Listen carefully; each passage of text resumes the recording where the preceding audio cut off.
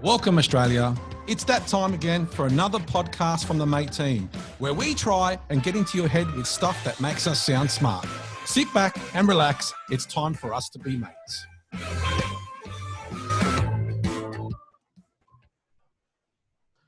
Hey guys, how are we going? Back again for another Let's Be Mate podcast. Dom, Bosco, doing okay? Yeah, good mate. Pretty good. Yeah. Awesome. Well, I think today is a really good episode. We're going to be talking to somebody, Matt, who represents TP-Link, which is a hardware provider of products in our category, which is what we sell, the NBN. And I think this episode is going to really help us give information back to our listeners and our customers and try and take away the myths of internet at home and what it means to have a really good home network and how that can really power the value or the quality of your internet connection. So let's get Matt on the phone now. Matt, how are you going? Good afternoon, guys. I'm really well. How are you? Good, thank you. Good for joining us. Really appreciate it, and thanks for your time. I know you're a busy man. Matt and I go back many years, so we've been working together for a very long time, and it's always great to see you, mate. So thank you for joining us. Oh, likewise. It really is an honour to be invited to come and have a chat with you guys. And you know, I'm a super fan of the Mate story. It really is truly incredible. It's wonderful to have the opportunity to engage with yourself and you know, share some past stories, but also talk about what we're all facing and the challenges of today and what we see the future to be moving forward too, which is really very exciting. So I think let's start with Matt. Let our listeners know who you are and what you do. Sure. Well, I'm the retail sales director for TP-Link Australia. We're a $2.4 billion company, one of the biggest in our space, and we've been around for a little over 20 years. So a really well-established brand. And you know, my responsibility really is to work with our partners to grow the brand and to grow our community of users. And it's really interesting to see what's happened now. There's never been a more important time to have really rock solid networking in your home and the ability to stay connected with friends and family. And we see it as our role as being part of the enablement to make that happen. And working with you, for example, to not only provide the great NBN connection, but enable all of those cool things that are involved in the smart home or the connected home today to really come to life.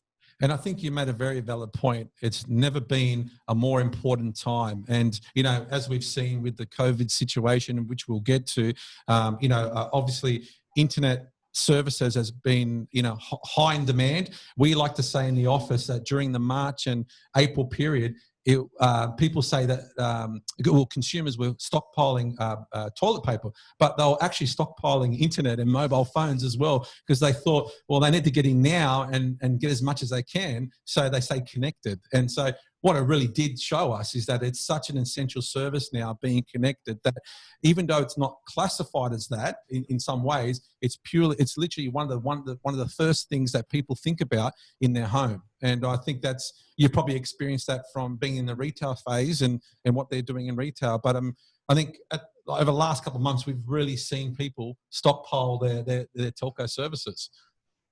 Yeah, sure. No, and for good reason, right? I mean, we all really do need to stay more connected now than ever before, whether it be just our day-to-day lives, our businesses, but also for the things that when it's time to down the tools so we can also just enjoy our digital world. We need robust connectivity in order to do that.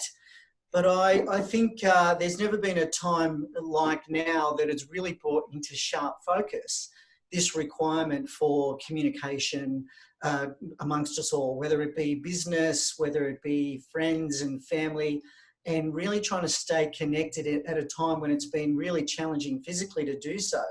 So from both of us and how we've worked together in harmony, you're providing the connectivity between families and businesses so they can stay connected, and we're about supplying the kit to really try and enhance that experience as well and really bring people together in a meaningful way. I think one of the really interesting things that's occurred here in amongst all of this is that people have really, really brought into sharp focus how much we depend on good Wi-Fi in the home, because Wi-Fi is the key, or it's kind of the bridge that connects all the dots. So if mum and dad are working from home and the kids are at home as well and they're trying to homeschool, or it could be that you've got university-aged children at home as well, everyone is online, everyone's trying to be connected all at the same time. That puts tremendous load on the home network. Unless your kid is up to scratch, so to speak, then it could be, a poor experience of that. So it's as much about being efficient as it is about being connected as well. And so, I love the fact, or the thought, that I can help somebody not only work really effectively in a really challenging time, in a really challenging environment, but also connect and stay close to those people that are important to them at this time as well. I think that is just as valid when we're at a time of social distancing, that we can still use tools like this to look at each other in the eyes and tell each other how we feel. I was saying, I wake up. Today. We've gone into the office to our podcast studio, and I said to the guy, I was whinging about getting dressed because I had to think about it today. Where most days you chuck on your tracksuit pants and your jumper and you walk to the desk, and today I had to actually think about it. But to your point, Matt, about experiences at home and stuff like that, Ross is our engagement manager. So Ross tackles the front line with all our customers, with their complaints, their good reviews, their bad reviews, and all of that. And, one thing that we try and tackle and educate customers every single day is why their internet is not working as good as they think it should be, right? Yeah. And there's 100 valid reasons. But Ross, do you want to, or Dom, you want to talk about some of the experiences you had with our customers?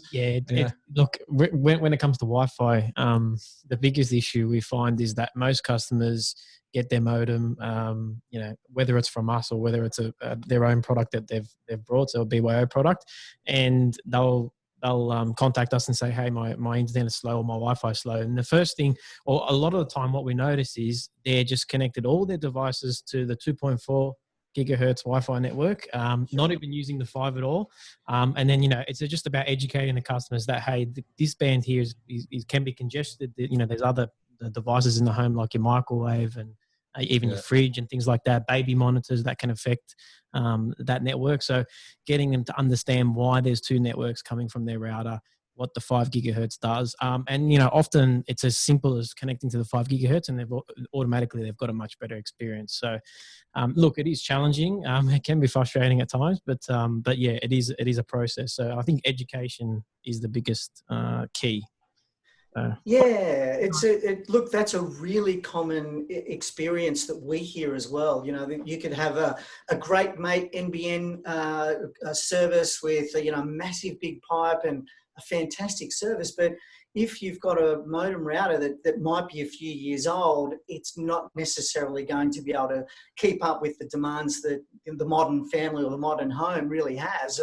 A really interesting thing that I've observed in talking with customers and mums and dads out there is most people don't differentiate between the performance of their internet connection and their Wi-Fi. To them, it's all the same thing. Right. And of course, we know that there is differences. And to your point, we're talking about a dual band router there and taking full advantage of the 5 gigahertz spectrum, the 2.4. But even that can be quite complicated for customers as well to really get their heads around. So our goal is to really demystify that and make that whole experience of choice, of choosing the right equipment, to be something that is really simple. And how we do that is through products that actually don't even show a 2.4 or 5 gigahertz band. They're smart enough to actually take that guesswork out from the customer and actually do the hard work for them. So they just plug it in, they set it up, they forget about it, they get whole home Wi-Fi coverage, and they don't have to worry about popping different products on different bands. Of course, the product itself takes care of that. And it can really make the best of a great mate NBN connection, and also that experience of that connection be really enhanced and everything comes to life. I've had people say, it's like my computer's had an upgrade. It's like my smart home finally works. My Netflix no longer buffer. There's no more arguments over who's hogging the Wi-Fi. It's these sorts of stories that I really, really love hearing when they deploy the right sort of kit into their home. And of course, when you're working, it just makes so much more sense that if you've got strong Wi-Fi, you've got multiple people all working in the home, and if the kids want a bit of entertainment while you need to focus on your work, then they can do that without interruption if you've got the right kit in your home. And assuming you've got the right kit, Matt, is there any other tips and tricks that people should, take under their wing to make sure that is still going to get the best experience?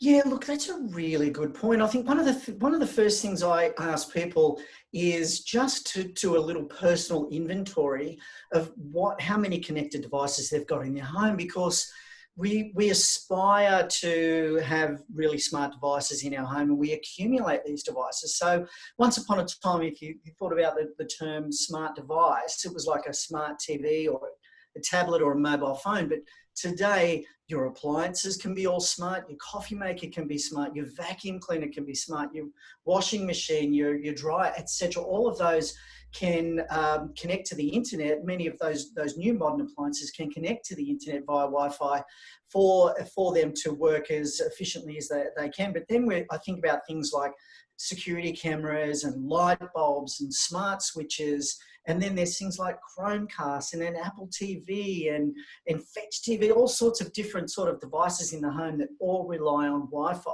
So what I get people to do is, when they're trying to get the very best solution for themselves in their home, is do a personal inventory of how many devices you've got in your home. Most people I speak to are amazed when they really drill down and they count all of their connected devices. It's usually triple or double what they thought they had. When they think about the kids' mobile phones and all of those other devices that need to be connected to the internet all at the same time in order for the experience or the value to come to life. So that's a great step. And then when you've got that number, it'll actually help you decide on the type of solution to get next.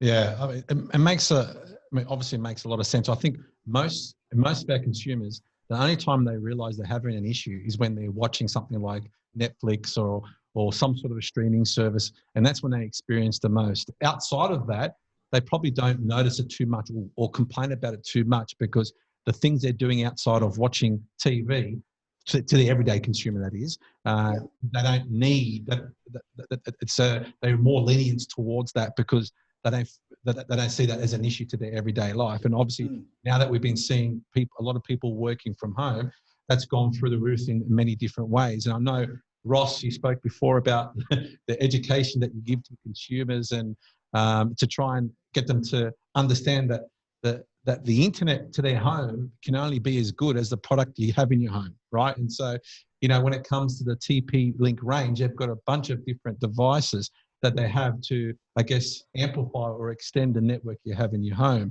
One thing that we try to do, Matt, is simplicity is at the heart and the core of everything that we do in our business. Because, like I say, we try to take the crap out of the internet when consumers are trying to purchase internet services. And I think one of the things that's made us successful is around I don't know if the right word is dumbing down, but simplifying the connection as much as possible. And that means from how you buy to how you, to communication you get, to making sure you're being kept across the progress of your service getting connected, understanding the different technologies that come with NBN, which is another massive thing that we need to educate consumers on. Not sure how it ended up that way, but that's the way the NBN did it, and all of that. And so I think simplicity is big for us. And how do you find simplicity in the TP-Link business, Matt, when it comes to creating products and supporting customers?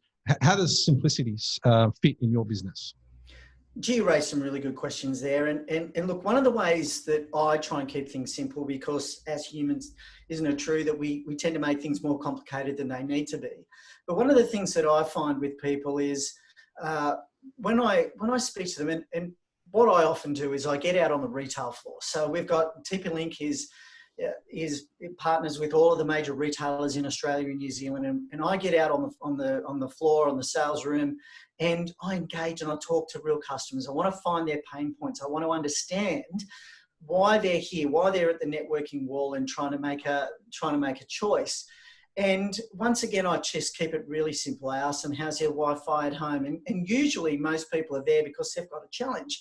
And then I go through that personal inventory that I mentioned to you just a moment ago.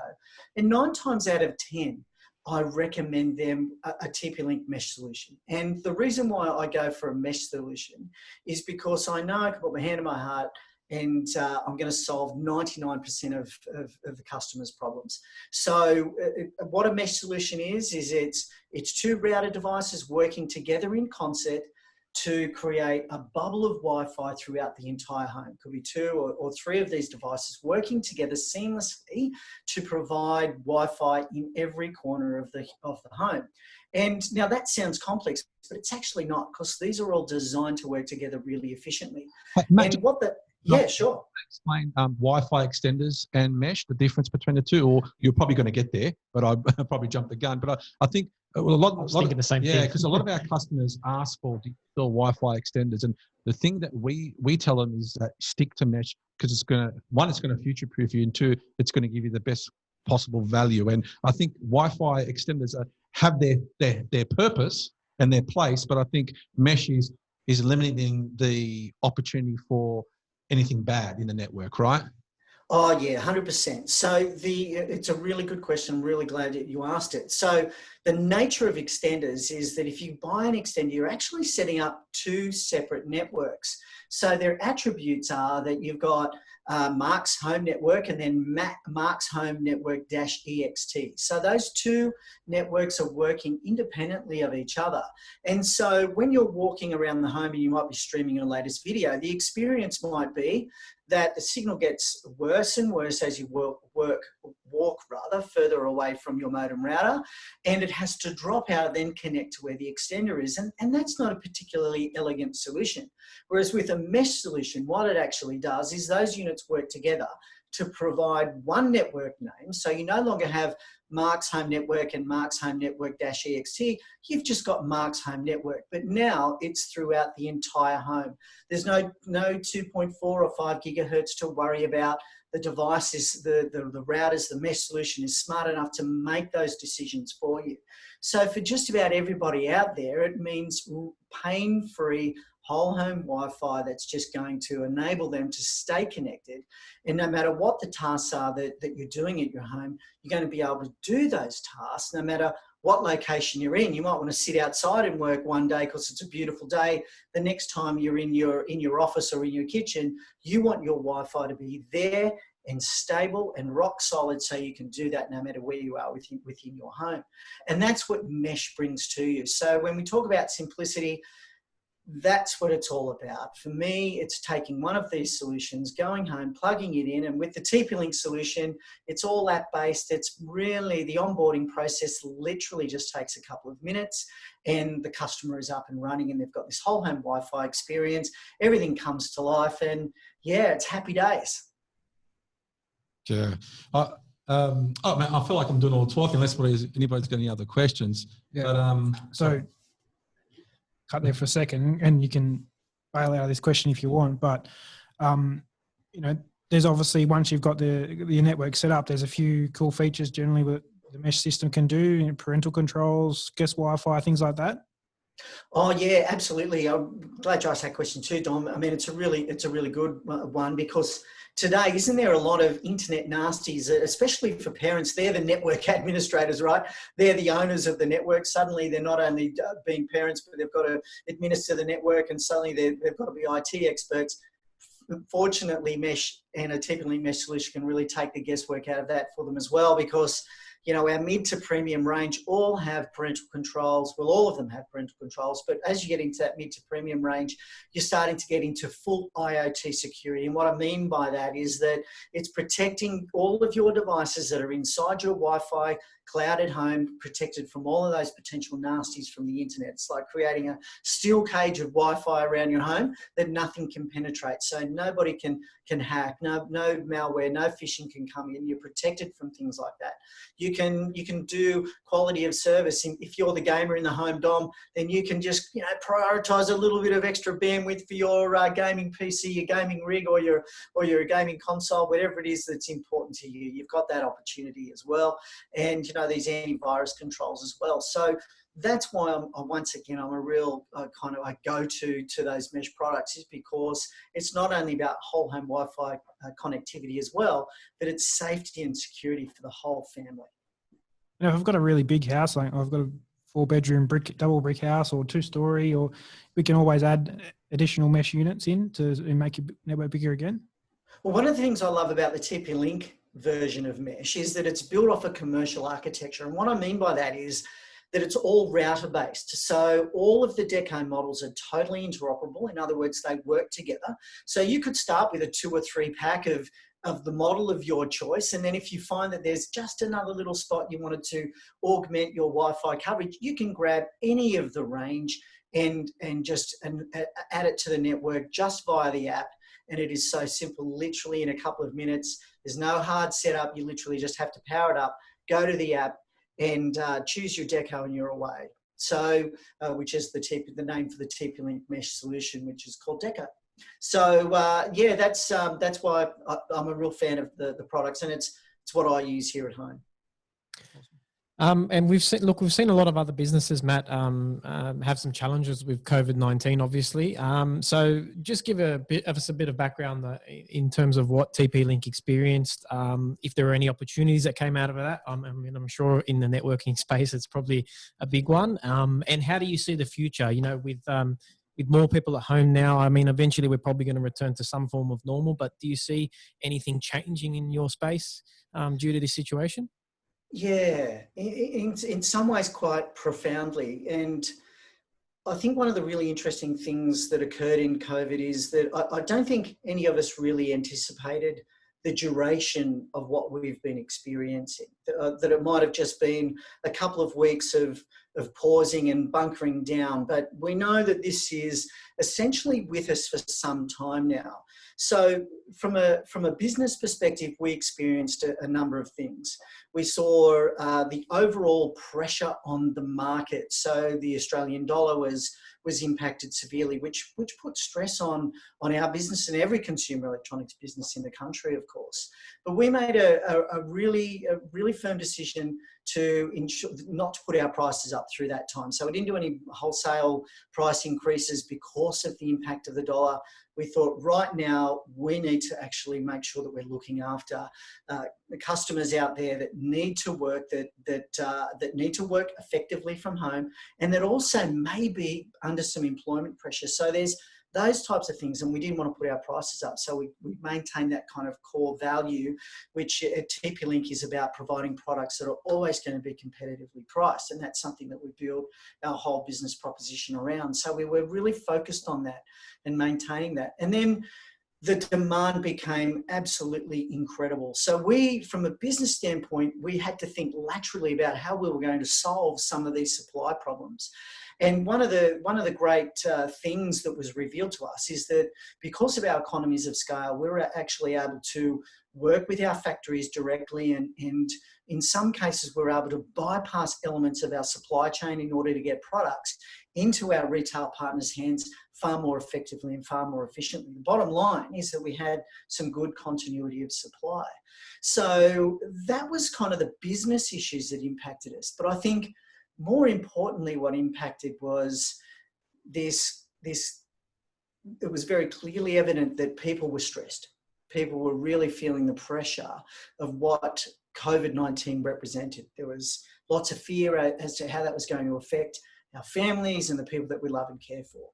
So we took very seriously this whole view that let's try and make this as easy and as painless as possible, which is why we worked so hard on our supply chain. But also, it gave us a sense of real belonging, I guess, for want of another word, because we knew that we had the opportunity with our products to actually make a positive impact on people's lives.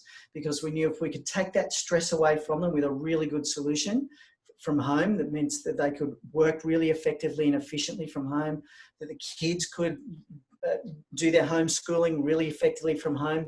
And when it was time for tools down, that everyone in the family could just take a break and enjoy their online content the way they wanted to, that would actually improve people's quality of life. And that was something that was a real driver for us. And we talked about a lot within our office and how we could make a difference there and how we could communicate these types of things to the people that were actually purchasing our product and you know, how we could be part of the community and create a real community spirit around that. And I love how you say that, that you spoke about your products and your business about improving the quality of life, right? In the way that people do things every day, which is use the internet to connect to things that they need to do. And I think one of the things that we did when the whole COVID situation started is that we said that we need to make this as painless and as simple as possible to alleviate any pressure on our customers with buying their internet, right? They're going to have the pressures of staying at home, pressures of homeschooling, pressures of, your quarantine and all these different things. I said, how do we make sure that they don't have another issue with us or with their home internet service to keep them connected? And that is, making sure it's as simple as possible to connect, making sure communication is delivered in good time, so they're empowered to be across the things they need to know to get the internet connection up. And I think our business and your business obviously work hand in hand in there, because we deliver the internet to their door. Your product allows them to deliver internet into their home, and I think that's how hardware providers and ISPs work together. And I think what my opinion is that I think a lot of ISPs that I've come across, and this is not trying to badmouth our competition, but a lot of ISPs don't think sometimes about the hardware too much, if that makes sense, right? They don't focus on solutions, they don't focus on the education of their consumers or their customers about hardware needs. And I think we've taken a big step in that over the last 12 months. We've recorded, cartoon type videos to really dumb it down, snack size, digestible content to make sure our customers understand the need of a good home network, not just having a good internet connection. And I think that's why I love working with the TP-Link guys at Matt, because obviously they see the value of that, and they work heavily with ISPs as well. Now, go Dom. And Matt, when you've got your kit set up and your network's running and optimized well, and you guys also sell a range of smart home products, where do you see that going? What's popular at the moment? What are people bringing into their homes from a smart home perspective? Great question, John. So, I think there was a couple of pivotal things that have happened in the smart home market over the last few years that it's really changed people's thinking. And, I think when voice assistant products such as Google Home and Alexa started to become mainstream, that people realised what they could do with their smart homes. So, look, the great thing about smart home is that with voice activation, it enables a whole bunch of products to become smart. So we've found that people have bought a smart plug to have a lamp that will come on at a certain time of the day. So, that's an important thing that enable people to do. Turn my lights on at sunset or turn them off at sunrise, for example. There's a whole bunch of things like that. Smart lights, smart sensors, IP cameras, a whole bunch of products now are really, really smart. And I think what has occurred is that people do need that experience of good Wi-Fi in the home in order for the smart home to really come to life. Because the worst thing that can happen in a smart home environment is that your Wi-Fi is not good enough for your lights to be able to work effectively and be able to do what they're supposed to do at certain times of day. So everything can be made smart by a smart plug. Most devices now, when they're being produced, are being smart as well. So are being made smart. So they've got connectivity to the internet inbuilt within them. And we see our role as being able to facilitate that. I know this isn't a simple example, right? But I'm paranoid when it comes to turning off my iron in the house. I always think every time I leave the house, and I'm a big ironer. I know that I don't look like it, but I'm a big ironer. And I feel like that every time I leave the house, I've left it on. And I feel like every day my house is going to burn down. But what I've done I've got one of the TP-Link smart plugs, and now every day I literally go onto the app when I've left the home and I make sure it's off. And it's and not only that, it's actually quite a good party trick when people come over and you go to Google and say, "Hey, turn on the iron." They go, "Wow, I've just turned on the iron." I know it's simple, but I love it. I was going to share the same experience. My wife, she every time we leave the house, I'll have I left the straightener on. I promise you, every second time we left the house, we'd have to go back and check. Got a smart plug, and now she can just check it on her phone. That's the most simple example of the benefit of a connected home, right? I think some people tell me, because all my lights are connected now, TV that turns on by my voice and all these different things. And people laugh at me and saying, "Why do you need that? Just use a switch." But now, if you look at how it's evolved, and again, something as simple as that iron, there's a real valid reason to do that, right? It's not a luxury anymore. It's not a luxury anymore. That to me should be something that everybody has in their home. Like me, but thinks their house is going to burn down every day, right? Yeah. But is that? I use smart plugs in the exact same way. So it's winter. I've got a smart plug on my heater.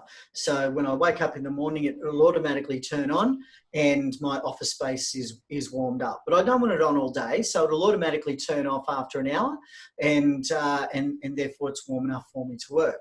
But as the sun goes down, it becomes really quite cool very, very quickly. So my smart plug knows that once the sun goes down, no matter what time of the year it is, the heater will turn on as the sun goes down. And of course, I can turn that schedule off. So as it comes into spring and into summer, I won't need that particular kind of automation. So I can turn that off during the seasons that I don't need it.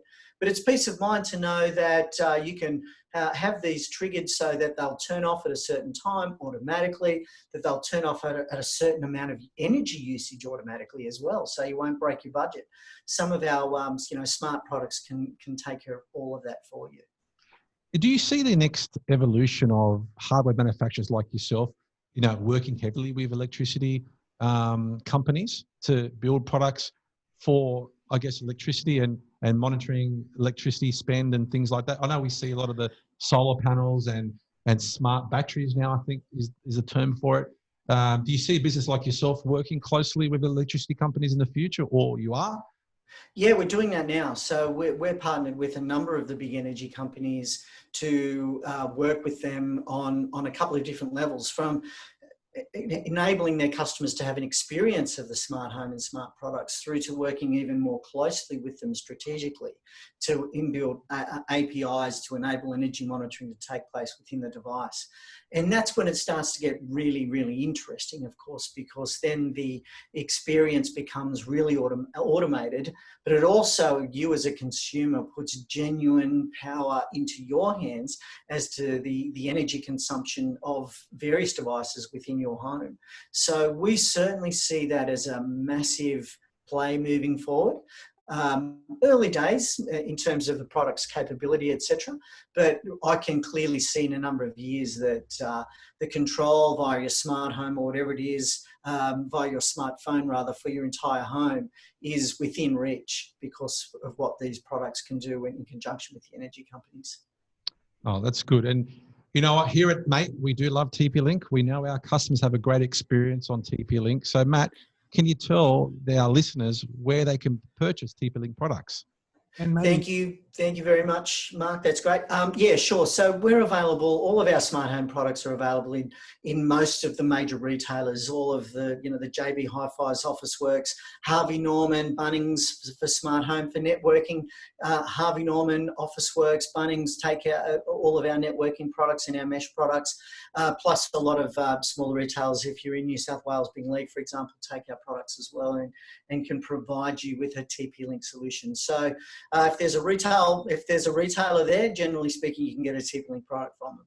there's a lot of confusing numbers and codes and things on the box, Matt. What are the customers asking for when they go to one of the retailers? Well, that's a really good point, Don. And we're finding that when I'm on the floor, I tell people to avoid looking at all the big boxes, because I see them go up to the networking wall and it's full of confusing numbers. The blood drains to their face and they instantly get totally confused. Hence, I try and keep it really simple once again. How's your Wi-Fi at home? understand what they're doing in their home, why they have a dependency on Wi-Fi, the number of connected devices that they've got, and then 9 times out of 10 just recommend a mesh solution, because I know that that's going to solve all of their problems 100% of the time. Well, what we'll do, Matt, in the our listeners as well, in the show notes, we'll put the places that you can go buy TP-Link products. We'll also put a link to your Deco product, the mesh product, so consumers can find that nice and easy as well. I think, Matt, what we'll do when we post the show and ask, we'll get some listeners' questions, and what we'll do, we'll have you back on to answer those listeners' questions in the future. So I think what we'll do, we'll actively go and ask our listeners to give us any questions that maybe we haven't answered today, and then Matt we'll collate those, and we'll get you back on again for a part 2, and we'll answer consumers' questions. Thanks very much, guys. Look, I've really had a ball having a chat with you guys today. I love what you guys are doing. I love what you guys are about. You're about connecting people, doing it nice and simply, and being mates in the process. I also recognise all of the charity work that you've done, the support you've given for charities that I've supported as well, but all the work that you've been doing with various organisations. It really is just incredible, and it reflects upon you as a business, and it's no surprise that you're being as successful as you are, because you guys lead from the front with your values, and you can see that in everything you do within your business. So thanks for your time today. It's been a lot of fun. Thanks, Matt. Thanks for joining us. Appreciate that. Thank you. Cheers. Thanks for listening to the Let's Be Mates podcast by the team at Mate. Search for the Let's Be Mates podcast on iTunes, Spotify, YouTube, and at letsbemates.com.au. Hit subscribe to get the latest episode each week. For all your telco needs, choose a provider you can trust like a mate. Visit letsbemates.com.au, Google Mate, or call us on 13 14 13 to sign up today. See you soon, mate.